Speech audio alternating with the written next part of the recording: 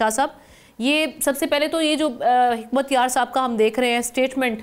इसकी अहमियत आप किस हद तक देख रहे हैं, और क्या अब हम देख रहे हैं कि अफ़गानिस्तान में हवाओं का रुख बदल रहा है, उनको भी रियलाइजेशन हो गई है कि किस तरह उनकी सॉइल या किस तरह से वो भारत की प्रॉक्सी बन के यहाँ पर जो है वो दहशतगर्दी फैला रहे हैं, और जिस तरह से वो पहले उनका एक हम देख रहे थे कि रवैया ऐसा था स्टबन किस्म का कि जब उनको बारहा समझाया जा रहा था कि वहाँ से दहशतगर्दी को कंट्रोल किया जाए या दहशतगर्दों की जो वहाँ पनाहगाहें हैं उनको ख़त्म किया जाए, लेकिन उस पर कान नहीं धरे जा रहे थे। अब आने वाले दिनों में आप समझ रहे हैं कि वो अपना किबला दुरुस्त करेंगे इस हवाले से? बहुत बहुत शुक्रिया आमना। मेरे ख्याल में ईस्टर्न बॉर्डर के ऊपर, जैसे पहले भी आपने बड़ा डिस्कस किया, इसके ऊपर पाकिस्तान की जो अनराइवल्ड कामयाबी है उसने तमाम दुनिया को एक बड़ा मैसेज दे दिया है। इंटरनेशनल और रीजनल जो पावर डायनेमिक्स हैं वो तो मुकम्मल तौर पर तब्दील हो गई हैं, लेकिन जो मेरे ज़राए हैं काबुल हुकूमत के अंदर जो उनकी प्रॉक्सीज हैं, ख़ासतौर पर जो वेस्टर्न बॉर्डर के ऊपर, उनके अंदर भी काफ़ी ज़्यादा खुलबली मच गई है। और इसमें अब कोई दूसरी राय नहीं है कि ईस्टर्न बॉर्डर पे तवज्जो देने के बाद अब हम सबसे ज़्यादा नुकसान उठा रहे हैं वेस्टर्न बॉर्डर से, और हिंदुस्तान भी अब जुर्रत नहीं करेगा, उसके अलाइज जिसमें हम ओपनली खुल के बात करेंगे इसराइल और अमेरिका सर फहरिस्त है, वो कभी भी अब एक्टिव लड़ाई या पाकिस्तान की ईस्टर्न बॉर्डर से इंट्रूजन की कोशिश नहीं करेंगे। हाँ, अगर कोई प्रॉक्सी वार लड़ी जाती है वो सबसे अहम है, और प्रॉक्सी वार में हमने देखा कि जब हम ईस्टर्न बॉर्डर पे हमारी फौजें लड़ रही थी तो वेस्टर्न बॉर्डर के ऊपर दहशतगर्दों ने, खासतौर पर टीटीपी ने, BLA ने, BRA ने, TIP ने अपनी एक्टिविटीज को तेज किया। तो मैं आपको एक बड़ी खबर ये दूं कि ईस्टर्न बॉर्डर पे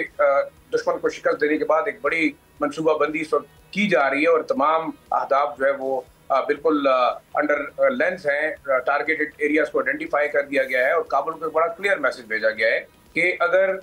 जो है इन लोगों के खिलाफ अब बिल्कुल विजिबल है, मेरे ख्याल में वो खुद एक्शन ना ले सकते हैं ना जो है वो लेना चाहते हैं, बल्कि पाकिस्तान को बड़ा क्लियरली उन्होंने कुछ दिन पहले चीन, अफगानिस्तान और पाकिस्तान की जो काबुल में मीटिंग हुई उसमें चीन और पाकिस्तान ने बड़ा वाज़ेह किया कि अगर काबुल हुकूमत चाहती है कि उनके साथ रवाबित रखे जाए, तिजारती और लेन देन के मामला ठीक किए जाए, उनको फाइनेंशियल हेल्प की जाए, डेवलपमेंट की जाए, तो उन्होंने इन दहशतगर्दों के खिलाफ जो है वो एक्शन लेना है। उस मीटिंग में बड़ा वाज़ेह तौर पर काबुल ने अपने आप को अलग कर दिया है कि आप जिन दहशतगर्दों के खिलाफ एक्शन लेना चाहें आप ले सकते हैं। तो इसका मतलब बड़ा विजिबल है कि जो आइंदा आने वाले दिन हम देखेंगे कि वेस्टर्न बॉर्डर के ऊपर जिस तरीके से टारगेटेड अटैक हमने हिंदुस्तान के बेसिस के ऊपर किए यहाँ भी होंगे। एक तो बात ये हुई, ये एक बड़ी चीज़ है और ये बाकायदा मनसूबाबंदी का हिस्सा बन चुकी है। दूसरा, गुलबदीन हिकमत यार एक बड़े पावरफुल कमांडर हैं अभी भी पश्तून बेल्ट के अंदर, खासतौर पर जो पाकिस्तान के साथ जुड़े हुए अफगानिस्तान के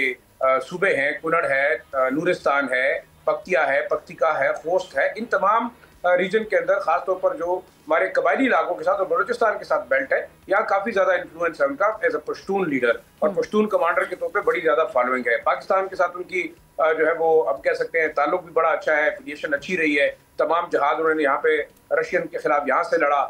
साबिक प्राइम मिनिस्टर है। बड़ा क्लियर मैसेज दुनिया को उन्होंने दिया है कि हिंदुस्तान जो दरअंदाजी और दहशतगर्दी के नाम पर पाकिस्तान के खिलाफ प्रोपेगेंडा कर रहा है उसको मेरे ख्याल में रोकना चाहिए, क्योंकि वो बलूचिस्तान के अंदर बिल्कुल ओपन तकसीम करना चाह रहा है, जिसके अंदर